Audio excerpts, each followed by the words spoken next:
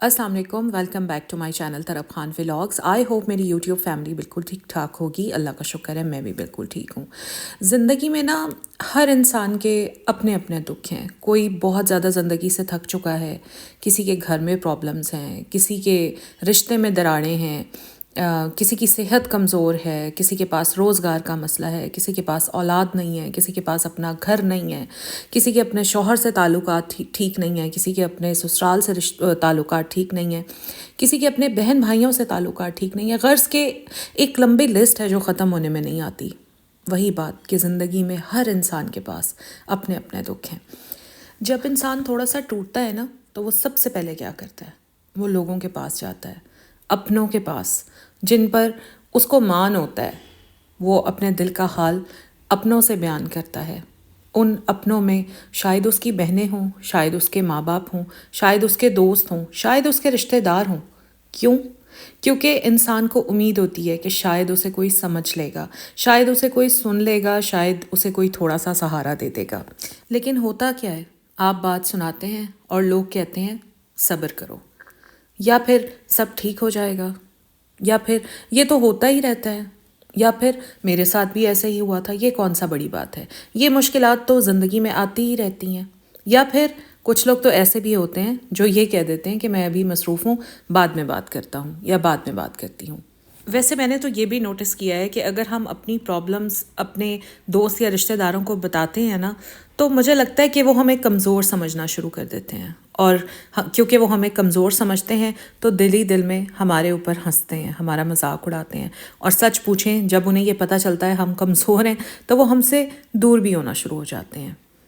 और इसी तरह हम आहिस्ता आहिस्ता अंदर से टूटने लगते हैं। फिर एक वक्त ऐसा भी आता है कि दिल कहता है कि इन लोगों से बात करने का भी फ़ायदा नहीं है। और यहीं से शुरू होता है वो लम्हा जो इंसान को अपने रब के करीब लेकर जाता है। ये कोई छोटा लम्हा नहीं होता, ये वो लम्हा होता है जहाँ अल्लाह और इंसान का असल ताल्लुक़ शुरू होता है। क्योंकि जब इंसान लोगों से मायूस हो जाता है ना, तो वो बस चुप हो जाता है, खामोशी इख्तियार कर लेता है। और इसी खामोशी में दिल अल्लाह की तरफ पलटता है।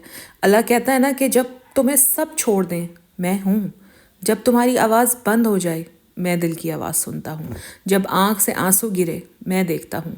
जब तुम्हारा सीना भारी हो जाए, मैं जानता हूँ। जब तुम्हारे पास कहने को कोई लफ्ज़ ना बचे, मैं समझता हूँ। दुनिया कभी भी ना इंसान को मुकम्मल सहारा नहीं दे सकती, क्योंकि दुनिया का दिल बदलता रहता है, दुनिया वालों का रवैया बदलता रहता है। इंसान की अहमियत लोगों के फ़ायदे के साथ बदल जाती है, मगर अल्लाह नहीं बदलता।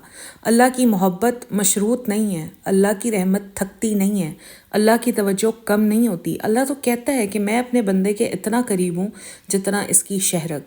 यानी तुम्हें आवाज़ बुलंद करने की भी ज़रूरत नहीं है, तुम्हें लफ्ज़ ढूंढने की भी ज़रूरत नहीं है। बस आंखें बंद करके सिर्फ अपने अल्लाह को याद कर लो अपने मुश्किल वक्त में, और अल्लाह जवाब देता है। कभी फ़ौरन, कभी थोड़े वक्त के बाद, कभी इससे बेहतर रास्ते की सूरत में, लेकिन वो सुनता ज़रूर है।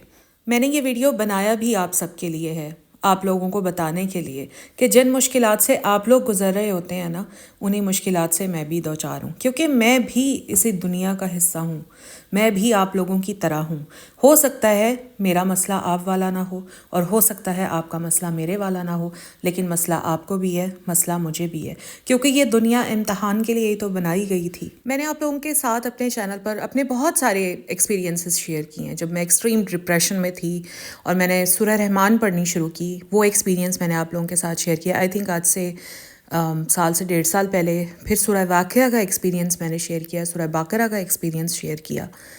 मसला ये है कि जब भी मैं अपना इस तरह का कोई एक्सपीरियंस शेयर करती हूँ तो ज़्यादा नहीं बट 2-3 लोग ऐसे होते हैं जो नेगेटिव कमेंट्स करते हैं कि हाँ जी आ गई आप व्यूज़ लेने के लिए। मतलब आप लोगों को कहते हुए भी थोड़ी सी शर्म नहीं आती कि आप लोग कह क्या रहे हैं। आपको पता ही नहीं है कि दूसरे की ज़िंदगी में क्या हो रहा है, आपको पता ही नहीं है कि दूसरे के ऊपर जब ये प्रॉब्लम्स आते हैं और उसको दुनिया में कोई सहारा नहीं मिलता, कोई उसके प्रॉब्लम्स को सुनने वाला समझने वाला नहीं होता, तो एक औरत के पास क्या चॉइस बचती है। हम गलती यही तो करते हैं। हम गलती ये करते हैं कि हम अपने हर मसले के लिए पहले दुनिया के पास जाते हैं, जब दुनिया से ठुकरा दिए जाते हैं और फिर हम अल्लाह को याद करते हैं। ये हमारी सबसे बड़ी गलती है। मैंने अपनी ज़िंदगी से ये सीख लिया है। آپ لوگ بھی اپنی زندگیوں کو چینج کریں. آپ لوگوں کا جو بھی مسئلہ ہے خدا را لوگوں کے پاس جانے کی بجائے، آپ کو بڑی ہوپس ہوتی ہیں نا دل میں کہ ہم اپنا مسئلہ فلاں کو سنائیں گے تو شاید وہ بندہ میرا مسئلہ حل کر دے گا. کسی نے حل نہیں کرنا. میں تو کہتی ہوں شاید میں خود بھی اگر میرے پاس اپنا کوئی مسئلہ کوئی لے کر آئے تو شاید میں بھی اس قابل نہ ہوں کہ میں کسی کا کوئی مسئلہ حل کر سکوں. ہوتا ہے نا ایسے. Be realistic. تو آپ اپنا ہر مسئلہ میری طرح سب سے پہلے اللہ تعالیٰ کے دربار میں لے کر جائیں. مجھے اتنا پتہ ہے کہ وہاں سے مایوسی، ہاں وہاں تھوڑی دیر ضرور ہو جائے گی لیکن مایوسی کبھی نہیں ملے گی. کوئی دھتکارے گا نہیں آپ کو. ایسا نہیں ہے کہ اللہ تعالیٰ آپ کی بات نہیں سنیں گے. اس بات سے کوئی انکار ہی نہیں ہے کہ قرآن پاک ہماری ہدایت کے لیے اتارا گیا تھا. اینڈ قرآن پاک از دا بک آف گائیڈنس. ہماری گائیڈنس کے لیے ہے وہ کتاب. ہم گائیڈنس لینے کی بجائے ہم صرف قرآن پاک کی تلاوت کرتے رہتے ہیں یا قرآن پاک کو اپنے ان وظیفوں کے لیے یوز کرتے رہتے ہیں. That is very wrong thing. سب سے پہلی چیز نماز پڑھیں، قرآن پاک کی تلاوت کریں اور پھر اپنے دل کے سکون کے لیے قرآن پاک کی کوئی بھی صورت جس میں آپ کو سکون فیل ہوتا ہے. جیسے مجھے سورہ رحمان میں بہت سکون فیل ہوتا ہے. یہ میری اپنی فیلنگ ہے. آپ مجھے اس چیز سے کیسے روک سکتے ہیں؟ مطلب مجھے فیلنگ آتی ہے کہ جب میں ڈیلی 3 بار سورہ رحمان پڑھتی ہوں تو مجھے سکون ملتا ہے. مجھے لگتا ہے میری ساری ڈپریشن ریلیز ہو گئی ہے. مجھے لگتا ہے کہ میری مشکلات میں نے اللہ کے حوالے کر دی ہیں اور وہ اب حل ہو جائیں گی. آپ مجھے کس طرح روک سکتے ہیں اس چیز سے؟ خدا نہ خواستہ ہم کوئی تعویذ نہیں کر رہے ہیں، خدا نہ خواستہ ہم کوئی پیروں فقیروں کے چکروں میں نہیں پڑ رہے ہیں. اللہ تعالیٰ ہمیں ان سارے فضول کاموں سے محفوظ رکھے، آمین. ہم کوئی گلوں میں تعویذ نہیں پہن رہے ہیں. اللہ تعالیٰ ہمیں ان سارے فضول کاموں سے محفوظ رکھے. ہم تو بس اپنی پریشانیوں کے لیے اللہ تعالیٰ سے سہارا مانگتے ہیں. ہم اپنی پریشانیوں کے لیے اللہ تعالیٰ کا کلام پڑھتے ہیں اور اس میں کوئی بھی غلط بات نہیں ہے. دنیا والوں کے بس میں ہی نہیں ہے ہمارے مسئلوں کو حل کرنا. ہمارے مسئلوں کو صرف اللہ تعالیٰ نے حل کرنا ہے. اور اپنے رب کو راضی کرنے کے لیے اس کے خوبصورت کلام میں سے کبھی ہم خوبصورت سورہ رحمان پڑھتے ہیں، کبھی ہم خوبصورت سورہ واقعہ پڑھتے ہیں، کبھی ہم خوبصورت سورہ مزمل پڑھتے ہیں، کبھی ہم خوبصورت سورہ یاسین پڑھتے ہیں، کبھی ہم خوبصورت ترین سورہ بقرہ پڑھتے ہیں. قرآن پاک تو پورا ہی خوبصورت ہے، میں کیا تعریف کروں. تو یہ جو ہم مختلف صورتیں پڑھتے ہیں نا، یہ ہم اللہ تعالیٰ کو راضی کرنے کے لیے پڑھتے ہیں. کوئی نہ کوئی طریقہ ڈھونڈتے ہیں کہ کس صورت سے ہمارے رب نے خوش ہونا ہے، کس طریقے سے ہمارے رب نے خوش ہونا ہے. تو میں اپنی ویڈیوز کے ذریعے نا آپ کو وہی طریقے بتاتی ہوں کیونکہ وہ میں خود کر رہی ہوتی ہوں. تو میں سوچتی ہوں کہ مجھے آپ لوگوں کے ساتھ بھی شیئر کرنا چاہیے.